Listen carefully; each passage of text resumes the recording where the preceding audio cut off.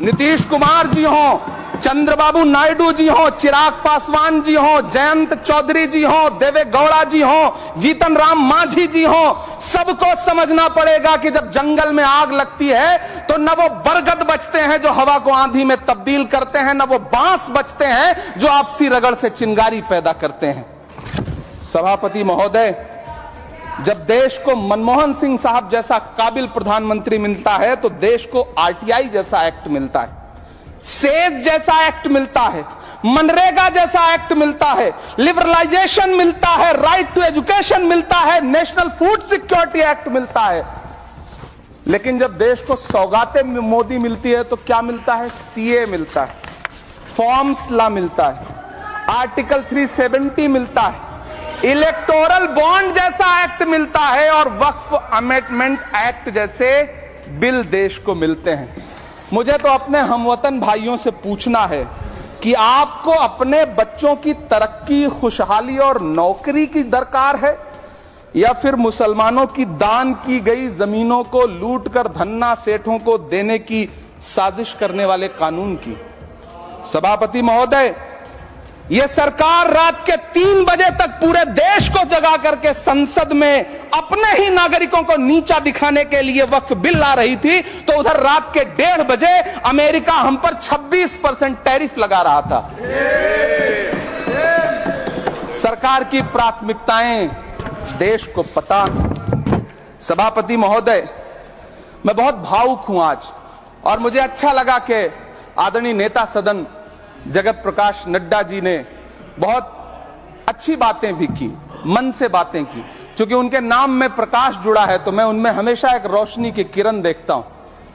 मैं उनके सामने बहुत अदब से यह बात कहना चाहता हूं कि चिरागों के सफर में दबदबा हो आंधियों का तो फिर अंजाम जुल्मत के सिवा कुछ भी नहीं होगा।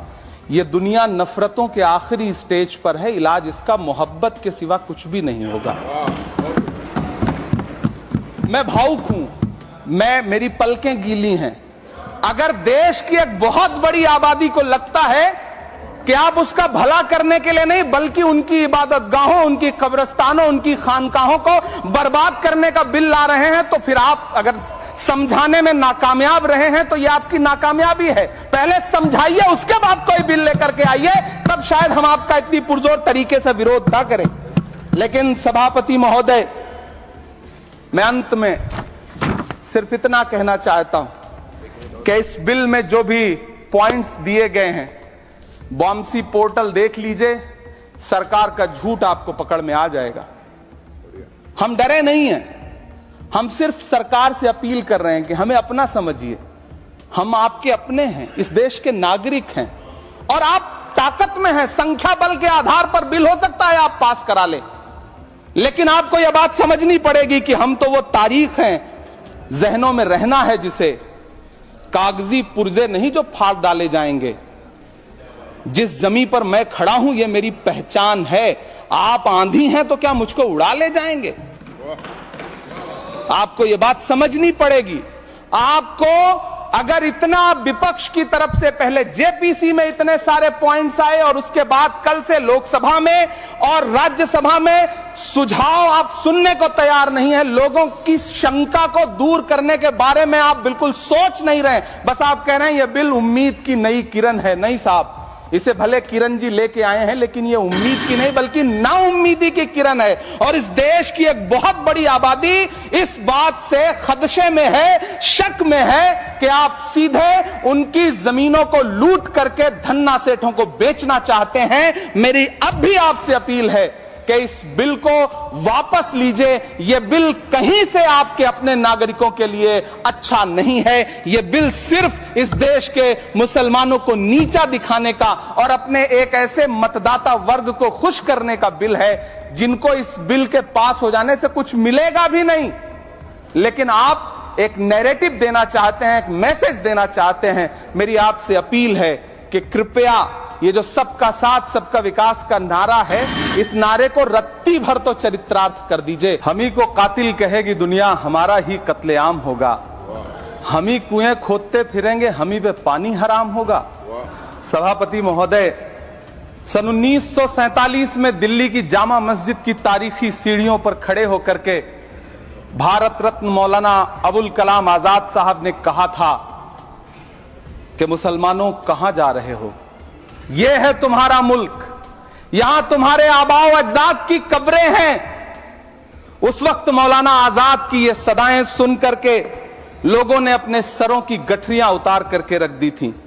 आज उसी दिल्ली में मौजूद देश की संसद में एक बिल आया है जो हमसे उसी जामा मस्जिद की सीढ़ियों के सबूत मांगेगा, जो उन्हीं सीढ़ियों के पास अपनी कब्र में सोए हुए मौलाना आजाद को फिर से कब्र से सदा देनी पड़ेगी कि ये जो कब्र है वो मेरी कब्र है, ये किसी सरकार की जागीर नहीं है। सभापति महोदय, मैं जहां खड़ा हूं इसी संसद भवन के सामने सड़क के उस पार अपनी कब्र में सोए हुए भारत के पूर्व राष्ट्रपति फखरुद्दीन अली अहमद की कब्र है। शायद अब उस कब्र से भी सदाएं आए कि ये कब्र मेरी कब्र है, ये सरकार की जागीर नहीं है। सभापति महोदय, मैं वक्फ कानूनों में किए जा रहे संविधान विरोधी बदलावों के खिलाफ बोलने के लिए खड़ा हुआ हूं। संविधान का आर्टिकल 14 हो, 29 हो, 30 हो, चीख चीख कर कहता है कि देश में सब बराबर के हकदार। आर्टिकल 26 कहता है कि सबको अपने अपने मजहबी कामों के लिए मंदिर, मस्जिद, गिरजाघर, गुरुद्वारों का निर्माण करने का हक है और उसका रखरखाव का भी हक है। लेकिन डॉक्टर बाबा साहब अंबेडकर के संविधान को हर दिन कुचलने वाली ये सरकार देश के मुसलमानों से नफरत में इतनी अंधी हो गई है कि खुलेआम देश की संसद में देश सरकार के माइनॉरिटी मिनिस्टर साहब और होम मिनिस्टर साहब झूठ बोलते हैं और देश को गुमराह करते हैं, झूठ शब्द असत्य बोलते हैं। सरकार ने इस बिल का नाम उम्मीद रखा है। मंत्री जी कल से इसे देश के मुसलमानों के लिए नई उम्मीद बता रहे हैं। नहीं मंत्री जी, न तो ये बिल मुसलमानों के लिए नई उम्मीद है और न ही उम्मीद की नई किरण। सभापति महोदय, भाजपा ने पूरे देश में वक्फ के नाम पर कई सारे झूठ फैलाए हैं। आइए आज उनकी सच्चाई पर बात करते हैं। वक्फ ट्रिब्यूनल को ऐसे बताया जाता है जैसे वक्फ ट्रिब्यूनल कोई मजहबी खाप पंचायत हो। सभापति महोदय, जबकि सच्चाई यह है कि वक्फ ट्रिब्यूनल भी तो सरकारी न्यायिक विभाग है जिसमें सरकार द्वारा नियुक्त जज होते हैं, जिसमें प्रशासनिक अधिकारी होते हैं, कहीं ऊपर से थोड़ी आ गए। सभापति महोदय, देश के गृह मंत्री जी ने इसी सदन में कहा कि वक्फ ट्रिब्यूनल के फैसले के खिलाफ कोई कोर्ट नहीं जा सकता, जबकि सच यह है कि वक्फ एक्ट 1995 की धारा 83(9) के तहत हाई कोर्ट वक्फ ट्रिब्यूनल के फैसले की न सिर्फ समीक्षा कर सकता है बल्कि उसे बदल भी सकता है। सच तो यह है कि वक्फ बोर्ड खुद अपनी जमीनों के लिए कई सारी कोर्ट में मुकदमे लड़ रहा है।